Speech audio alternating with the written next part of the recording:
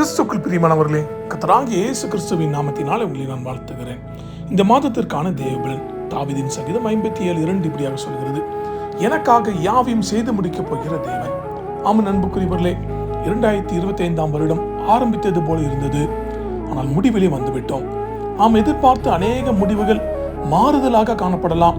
இதுவரை என் வாழ்வில் வாக்குத்தத்தங்கள் நிறைவேறி முடியவில்லையே, என்னுடைய வாழ்க்கையில், வேலையில், ஆவிக்குரிய வாழ்வில் எனக்கு மாத்திரம் ஏன் இத்தனை போராட்டங்கள் என்று ஒருவேளை நீங்கள் எண்ணிக்கொண்டிருக்கலாம்.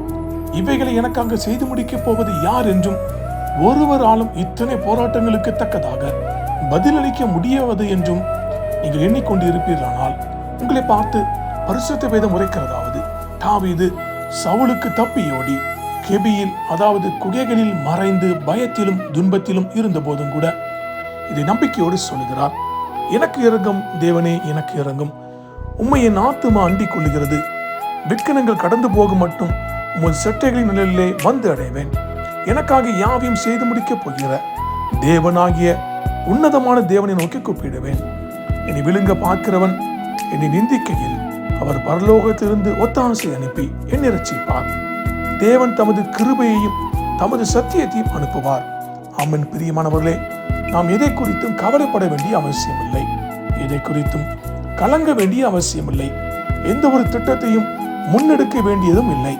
ஒன்று மாத்திரம் சொல்வோம்: எனக்காக யாவையும் செய்து முடிக்கப் போகிற தேவனாகிய உன்னதமான தேவனை நோக்கி கூப்பிடுவேன். தாவீது ஏன் உன்னதமான தேவனை நோக்கி கூப்பிட்டார்? அவர் தன் நிலைமையை ஒரு மனிதனிடம் அல்ல, உயர்ந்த தேவனிடமே தெரியப்படுத்தினார். தேவன் உயர மேலே இருக்கிறவர், எல்லா சூழ்நிலைக்கும் மேலானவர்.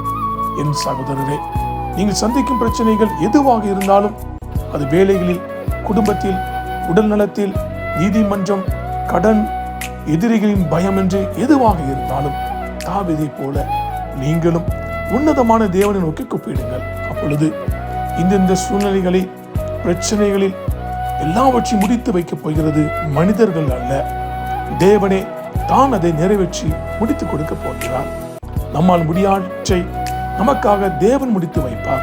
கர்த்தர் நம் வாழ்வில் காணப்படுகிற எல்லா சூழ்நிலைகளையும், பிரச்சனைகளையும், காரியங்களையும் முடிவுக்கு கொண்டு வந்து, எனக்காக தேவன் செய்ய போகிறதை மனிதன் தடுக்க முடியாது என்று வெளிரங்கப்படுத்தி, நமக்கு அவர் கொடுத்த வாக்குத்தத்தங்களை நிறைவேற்றி முடித்து நம்மை ஆசீர்வதிப்பாராக.